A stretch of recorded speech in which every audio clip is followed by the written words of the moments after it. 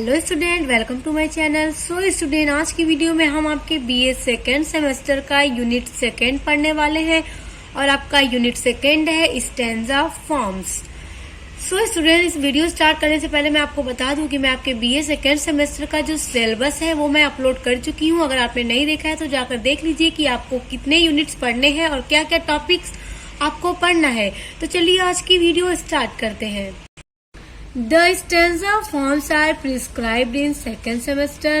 और आपके second semester में देखिए स्टूडेंट, यहाँ पे 4 स्टैंजा फॉर्म्स दी गई है जो आपको पढ़ना है। वैसे तो स्टैंजा फॉर्म्स बहुत सारी होती हैं, मगर आपके सिलेबस में बस 4 दी गई है जो आप लोगों को पढ़ना है। और स्टूडेंट एक बात और ध्यान रखिए, जैसे आप लोग हिंदी में पढ़ते आए हैं दोहा, सोठा, छंद, तो आप लोग जानते होंगे वही चीज अब आप लोग को इंग्लिश में पढ़ना है। तो वही सारी चीजें होती है स्टैंजा फॉर्म्स। तो देखिए पहला टॉपिक है आपका द हीरोइक कपलेट। तो हीरोइक कपलेट को कहते हैं वीर गाथा दोहा। देखिए दोहा आपने हिंदी में पढ़ा होगा, तो अब इंग्लिश में पढ़ना है द हीरोइक कपलेट। और दूसरा टॉपिक है द ब्लैंक वर्स। तो ब्लैंक वर्स को हिंदी में कहते हैं रिक्त कविता या रिक्त पंक्तियां। रिक्त होता है खाली। तो ब्लैंक वर्स में स्टूडेंट क्या होता है ना, ये एक ऐसा स्टैंजा होता है जिसमें कोई राइम्स नहीं होता, कोई मीटर नहीं होता। आगे पढ़ेंगे तो आपको अच्छे से समझ आएगा। तीसरा टॉपिक है द स्पेंसरियन स्टैंजा।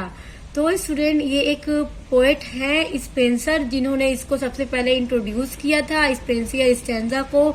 स्पेंसर नाम के एक पोएट ने सबसे पहले शुरुआत की थी इसकी, तो उन्हीं के नाम पे इस स्टैंजा का नाम पड़ा। आपका चौथा और लास्ट टॉपिक है टर्जा रेमा, जो है हिंदी में त्रिपदी छंद। तो चलिए स्टार्ट करते हैं। सबसे पहले पढ़ते हैं the heroic couplet. The heroic couplet यानी वीर गाथा दोहा। A heroic couplet a pair rhymes lines. तो जो हीरोइक कपलेट होता है स्टूडेंट, एक बात ध्यान दीजिए, जो कपलेट होता है वो 2 लाइन का स्टैंजा होता है, जिसमें सिर्फ 2 लाइन्स होती हैं, 2 से ज्यादा नहीं हो सकती। कपलेट हमेशा 2 लाइन का होता है। तो अ हीरोइक कपलेट और pair rhymes line. Rhymes line का मतलब उसमें राइम्स मिलती हैं, जो आखिरी की तुक होती है एक कपलेट में। जैसे 2 लाइन्स का स्टैंजा है तो उसकी जो तुक होती है वो सेम होती है, तो एक राइम्स लाइन होती है। It consist of 2 lines. It consist यानी कंसिस्ट की मीनिंग होती है बना होता है। इट कंसिस्ट ये बना होता है 2 लाइन्स का, रिटन इन आइमेबिक पेंटामीटर। तो जो हीरोइक कपलेट होता है वो 2 लाइन का बना होता है, 2 लाइन का होता है, जो लिखा होता है आइमेबिक पेंटामीटर में। तो आइमेबिक पेंटामीटर स्टूडेंट होता है, जैसे आप लोगों ने जब हिंदी में दोहा छंद पढ़ा होगा तो उसमें आप लोगों ने जब उदाहरण लिखा होगा तो उदाहरण के ऊपर हम लिखते हैं ना, जिस तरह से देखिए ऐसे लिखते हैं हम। मान लीजिए हमारा कोई भी उदाहरण है इस तरह से, तो इसके ऊपर 2, इस तरह से 2, 1, 2, 1, 1, इस तरह से हम लोग लिखते जाते हैं ना ऊपर ऐसे। तो इसी तरह होता है इंग्लिश में आइमेबिक पेंटामीटर। तो अभी आगे एग्जाम्पल देके बताऊंगी इसको, तो आपको समझ आ जाएगा। Generally stanza are named after the line used in 1 unit. तो जनरली यानी सामान्य स्टैंजा आर नेम्ड आफ्टर, जो स्टैंजा का नाम दिया जाता है आफ्टर, बाद में the lines used in 1 unit, यानी कि जो उसकी एक यूनिट होती है उसमें जब उसको यूज कर लिया जाता है उसके बाद उसका नाम दिया जाता है। यानी 2 लाइन का होगा तो कपलेट, 3 लाइन का होगा तो टेट सेट, या 4 लाइन का होगा तो क्वेंट्रेन। A stanza of 2 rhymes lines is the smallest possible unit। Stanza जो पोएम का स्टैंजा होता है ऑफ 2 राइम्स लाइन्स। तो जो एक हीरोइक कपलेट होता है वो 2 लाइन का राइम्स होता है जिसमें तुकें मिलती हैं। Is the smallest possible unit. देखिए स्टूडेंट, 2 लाइन से छोटा अब स्टैंजा नहीं बन सकता, 1 लाइन का स्टैंजा नहीं बन सकता। अगर सबसे कम लाइन्स का स्टैंजा बनता है तो वो होता है 2 लाइन का स्टैंजा, और 2 लाइन के स्टैंजा को बोला जाता है कपलेट। इसलिए कहा जा रहा है कि स्मॉलेस्ट पॉसिबल यूनिट, यानी कि 2 लाइन का स्टैंजा पॉसिबल होता है, जो कि सबसे छोटी यूनिट होती है स्टैंजा की। Shakespeare sonnet ends with a couplet. Shakespeare एक इंग्लिश पोएट है। सनेट होता है 14 पंक्तियों का गीत, यानी 14 लाइन की पोएम। एंड्स यानी खत्म होती है विद अ कपलेट, एक कपलेट के साथ यानी 2 लाइन की स्टेंजा के साथ। तो देखिए इंग्लिश सनेट और इटालियन सनेट मैंने आप लोग को आपके यूनिट फर्स्ट में पढ़ाया है। अगर आप लोगों ने नहीं पढ़ा है तो पढ़ लीजिए, तो आपको इजीली समझ आएगा। तो देखिए शेक्सपियर जो थे वो इंग्लिश पोएट थे। देखिए सनेट में 14 लाइंस होती हैं, चाहे वो इटालियन सनेट हो या इंग्लिश सनेट हो। लेकिन इंग्लिश सनेट में जो 14 लाइन होती हैं उसको 4 भागों में बांटा जाता है। तो ऊपर की 4 जो लाइनें हैं, 4 लाइन पहला क्वाड्रेंट, दूसरा क्वाड्रेंट, तीसरा क्वाड्रेंट। तो इस तरह से 4 लाइन मिला के पूरी टोटल 12 लाइन हो जाती हैं। उसके बाद की जो नीचे की 2 लाइन बचती हैं उसको कहते हैं कपलेट। तो शेक्सपियर का जो कपलेट होता है, जो शेक्सपियर का सनेट होता है वो खत्म होता है कपलेट पे, क्योंकि जो नीचे की 2 लाइन होती है सनेट की उसको कपलेट कहा जाता है। फॉर एग्जाम्पल इन द सनेट, ये फॉर एग्जाम्पल के लिए एक सनेट दिया जा रहा है। Let me not to the marriage of true minds, ये एक सनेट है शेक्सपियर का जो आप लोगों के सिलेबस में है, आप लोग पढ़ेंगे इसको। तो ये जो सनेट है इनका, जब आप लोग इसको पढ़ेंगे तो देखेंगे कि ये इसमें जो नीचे की 2 लाइन होगी वो कपलेट होगी, यानी बस 2 लाइन होगी और उसी पे जाके सनेट खत्म हो जाएगा। तो स्टूडेंट देखिए यहाँ पे मैंने एक कपलेट लिख दिया है आप लोगों को समझाने के लिए। तो ये कपलेट है शेक्सपियर की एक सनेट का, let me not to the marriage of true minds, इसी सनेट का ये नीचे की 2 लाइन का कपलेट है। तो देखिए ये 2 लाइन पे ही खत्म होता है। तो स्टूडेंट अभी मैंने ऊपर आपको एक आइमेबिक पेंटामीटर बताया था, जैसे हिंदी में हम लिखते हैं एक, ये देखिए इस तरह से लघु और गुरु लिखते हैं हम, इस तरह से हम लिखते हैं, जो उसी तरह होता है इंग्लिश में भी आइमेबिक पेंटामीटर। तो देखिए सबसे पहले ये देखिए 2 वर्ड्स का है इफ, तो ये 1 हो गया, ये 2 हो गया, 1 हो गया, 2 हो गया। इसी तरह से स्टूडेंट होता है आइमेबिक पेंटामीटर। जैसे देखिए लघु गुरु, एक छोटा है, फिर एक बड़ा है, फिर एक छोटा है, फिर एक बड़ा है, फिर एक छोटा है, एक बड़ा है। इसी तरह से स्टूडेंट होता है आइमेबिक पेंटामीटर। तो इसी को आइमेबिक पेंटामीटर कहते हैं। और स्टूडेंट देखिए इसमें राइम्स होती हैं लास्ट में। देखिए प्रूव्ड लव्ड क्या हो रहा है, राइम्स मैच कर रही हैं, सेम है, इसकी तुकें मिल रही हैं। तो देखिए स्टूडेंट आई होप कि आपको समझ में आ गया होगा कि कपलेट हमेशा 2 लाइन का ही होता है, और आइमेबिक पेंटामीटर भी आपको समझ में आ गया होगा। तो चलिए अब आगे बढ़ते हैं। तो स्टूडेंट देखिए आपके स्टैंजा फॉर्म्स का दूसरा टॉपिक है द ब्लैंक वर्स। तो द ब्लैंक वर्स होता है रिक्त पंक्तियां या रिक्त कविता, जिसमें कोई भी मीटर नहीं होता। मीटर का मतलब इसमें ये नहीं होता कि सारी लाइंस एक बराबर होंगी। जैसे आप लोग जब पोएम पढ़ते हैं, सनेट पढ़ते हैं, तो उसमें जितनी भी लाइंस होती हैं सब एक बराबर इस तरह से लिखी होती है। मान लीजिए यहाँ से शुरू हुआ तो यहाँ तक इस तरह से चलती जाती हैं, इस तरह से उसमें स्टैंजास होते हैं बराबर से। मगर ब्लैंक वर्ड्स में ऐसा नहीं होता, इसमें कोई रूल नहीं होता, इसमें कोई राइम्स नहीं होता। राइम्स का मतलब स्टूडेंट जो स्टैंजा के लास्ट के वर्ड्स होते हैं, जहाँ पे हमारा स्टैंजा खत्म होता है, जो तुकें मिलती हैं, तो इसमें ऐसा कुछ नहीं होता। जरूरी नहीं है कि एक पोएम है तो उसकी तुक मिले, सेम नहीं होती। तो देखिए the blank verse is written in iambic pentameter. तो जो द ब्लैंक वर्स होता है, जो रिक्त पंक्तियां होती है, कविता होती है, is written in iambic pentameter. Iambic pentameter मैंने अभी आपको पीछे समझाया, जो लघु और गुरु होता है हिंदी में वही होता है। तो इसमें जो ब्लैंक वर्स होता है वो भी आइमेबिक पेंटामीटर में ही लिखा जाता है। It was introduced by Fall of Surrey. It was introduced मतलब होता है शुरू किया, शुरू किया गया किसके द्वारा, फॉल ऑफ सरे एक पोएट है जिनके द्वारा ब्लैंक वर्स शुरू किया गया सबसे पहले। इन हीज, जो फॉल ऑफ सरे है उन्हीं की बात हो रही है। In his translation of the Latin epic, तो फॉल ऑफ सरे का एक लैटिन भाषा में एक एपिक है एनिड नाम का एक एपिक है, जिसमें उन्होंने ट्रांसलेशन किया, इंट्रोड्यूस किया ब्लैंक वर्स को। His blank verse is merely a decasyllables line with rhymes। तो his blank verse यानी उनका जो ब्लैंक वर्स है, रिक्त कविताएं हैं उनकी। इज मेरली, मेरली मतलब होता है केवल। और डेकासेलेबल, डेकासेलेबल होता है स्टूडेंट 10 शब्दांश का शब्द या समूह। जैसा कि स्टूडेंट मैंने आपके यूनिट 3 जो पोएटिक डिवाइसेस है उसमें मैंने आपको सेलेबल्स पढ़ाए थे, तो मैंने बताया था कि सेलेबल का मतलब होता है मात्राएं। जब देखिए 2 सेलेबल होते हैं, मान लीजिए एक एग्जांपल ले लेते हैं डॉक्टर का, डॉक्टर, तो जिसमें डॉक अलग हो गया, टर अलग हो गया, जिसमें 2 सेलेबल मिलके एक वर्ड बनता है डॉक्टर। उसी तरह इनके ब्लैंक वर्स में डेकासेलेबल होते हैं, यानी कि 10 शब्दों के समूह से एक लाइन बनती है विदाउट राइम। विदाउट राइम मतलब बिना राइम के, जिसमें कोई तुक नहीं होती। इन एलिजाबेथन एज, ये नहीं है, तो इन एलिजाबेथन एज यानी एलिजाबेथन युग में it was used by Christopher Marlowe. Blank words को यूज किया गया था बाय क्रिस्टोफर मार्लो, इनके द्वारा ब्लैंक वर्ड्स को यूज किया गया था।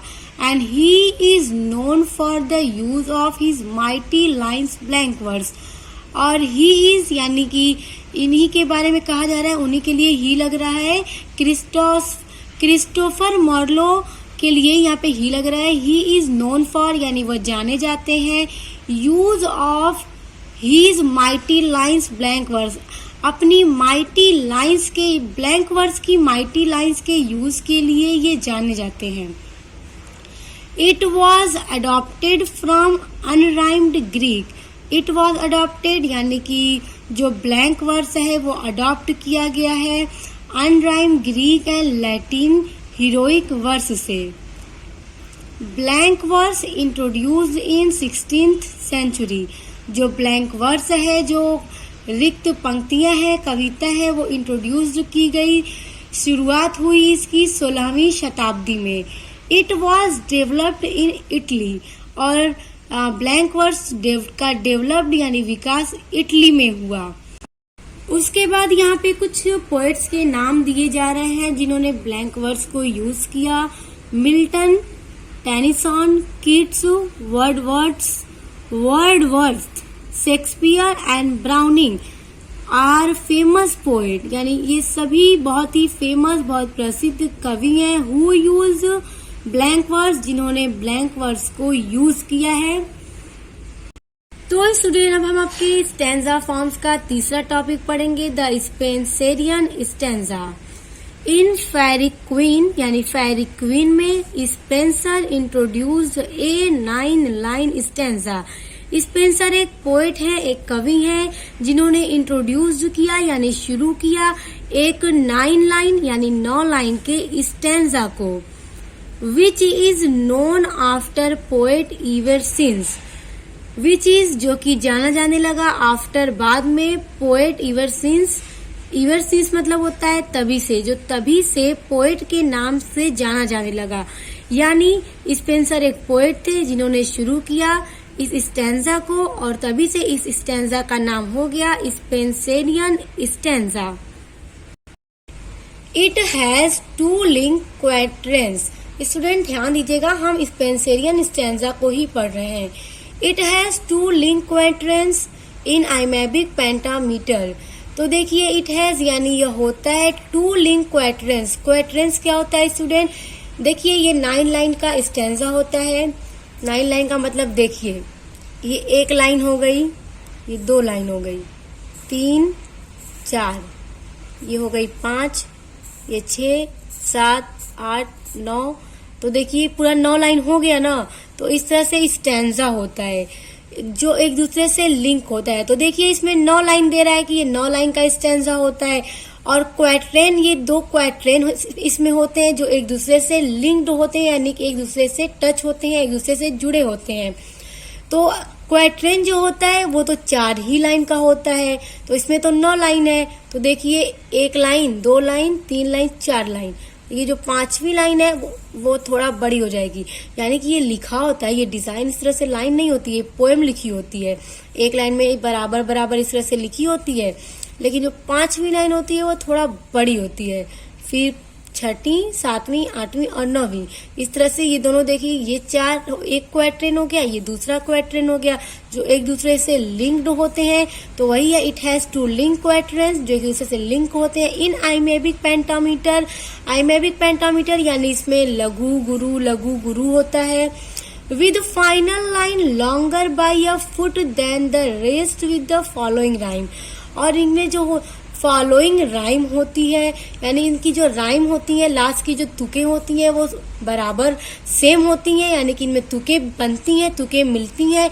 और इनकी जो पांचवी लाइन होती है वो 1 फुट यानी इन सब लाइन से बड़ी होती है, सबसे बड़ी होती है। वही कहने का मतलब है कि विद फाइनल लाइन यानी जो लाइनें इनको लिंक करती हैं, पांचवी लाइन वो सबसे बड़ी होती है। अ फुट देन, ठीक ना, longer by a foot then बड़ी होती है। And the rest with the following rhyme, और इनका जो राइम होता है वो तुके होती हैं, तुके बनती हैं इनमें, यानी इनका लास्ट जो वर्ड होता है उनमें तुके बनती हैं। सो स्टूडेंट, आपके स्टैंजा फॉर्म्स का चौथा टॉपिक है the terza Raima. The terza Raima is a rhyme scheme that uses tercet. Terza Raima क्या होता है? इज अ राइम स्कीम, एक राइम स्कीम होती है जिसमें तुकें होती हैं। दैट यूजेस टेरसेट, जो यूज करती है टेरसेट का। टेरसेट का मतलब होता है तीसरा, यानी कि 3 लाइन का जो स्टैंजा होता है उसे टेरसेट कहा जाता है। तो टर्जा राइमा में जितने भी स्टैंजा होते हैं वो सब 3-3 लाइन के ही होते हैं। एक स्टैंजा होगा 3 लाइन का, उसके बाद नीचे का स्टैंजा भी 3 लाइन का, फिर नीचे का 3 लाइन का, इस तरह से होता है। और सबकी जो राइम स्कीम होती है, जो लास्ट के वर्ड्स की तुकें होती हैं वो सब मैच करती हैं। और 3 लाइन्स स्टैंजा यानी 3 लाइन का स्टैंजा होता है। And a pattern of interlocking and rhyme the occur. And a pattern of interlocking यानी कि इंटरलॉकिंग मतलब होता है सटीकता या सटी हुई, यानी जितनी भी लाइंस होती हैं, जितने भी टेरसेट होते हैं वो सब एक दूसरे से सटे होते हैं। जैसे यहाँ पे देखिए 3 लाइन का एक स्टैंजा हो गया, फिर 3 लाइन का हो गया, तो सब एक दूसरे से सटे होते हैं। एंड राइम, और आखिरी में क्या होता है? राइम होता है, यानी तुके होती हैं। द अकर, अकर मतलब घटित होना। At the end of lines, यानी राइम द अकर, जो राइम्स होती हैं, जो तुके होती हैं वो अकर होती हैं, यानी घटित होती हैं। At the end of lines, यानी हर एक लाइन के आखिरी में उसकी तुके मिलती हैं। जैसे यहाँ हो गया फाइंड, तो इसमें होगा माइंड, प्रूफ तो लव, इसी तरह से सेम होती है। This interlocking pattern is described using the following letter. इन निम्नलिखित यानी फॉलोइंग लेटर्स, इन निम्नलिखित लेटर्स को फॉलो करके राइम स्कीम को यूज किया जाता है। तो देखिए कौन कौन से लेटर्स हैं। ए बी ए, तो 3-3 लाइन का स्टैंजा होता है, यानी टेरसेट्स होता है। टेरसेट हमेशा 3 लाइन का होता है, इसलिए उसमें 3-3 वर्ड्स आएंगे। ए बी ए, तो पहले स्टैंजा का जो तुक होगा वो ए बी ए होगा, उसके बाद दूसरे का बी सी बी होगा, तीसरे स्टैंजा का होगा सी डी ई, उसके बाद डी ई डी, इसी तरह उसके तुक होंगे, राइम स्कीम होगा। It has originated in Italy. It has, यहाँ पे टर्जा राइमा के लिए इट हैज का यूज किया जा रहा है, यानी जो टर्जा राइमा है उसका ओरिजिनेटेड मतलब उत्पत्ति हुई। इन इटली, इटली में टर्जा राइमा की उत्पत्ति हुई। It was first used by Dante. It was first use यानी दांते के द्वारा इसको सबसे पहले यूज किया गया। इन डिवाइन कॉमेडी, उनकी एक पोएम डिवाइन कॉमेडी में। In English it came in 16th century. In English यानी इंग्लिश में इट केम क्या आया। द टर्जा राइमा के लिए कहा जा रहा है कि इंग्लिश में जो टर्जा राइमा है वो 16वीं शताब्दी में प्रवेश की। And it was introduced by Sir Thomas Wyatt. And it was introduced यानी इसकी शुरुआत की गई सर थॉमस वाट के द्वारा। सबसे पहले टर्जा राइमा की शुरुआत की गई। सो स्टूडेंट, आज की वीडियो में आपका बीए सेकेंड सेमेस्टर का यूनिट 2 स्टैंजा फॉर्म्स तो पूरा कंप्लीट हो गया है। इसी तरह से मैं आपकी जितनी भी यूनिट्स है सारी कंप्लीट करा दूंगी। और सारी वीडियोस को देखने के लिए आप मेरे चैनल को सब्सक्राइब करके बेल आइकन को प्रेस कर लीजिए, ताकि जब भी वीडियो आए सब आपको सबसे पहले देखने को मिले। तो अब मिलते हैं नेक्स्ट वीडियो के साथ।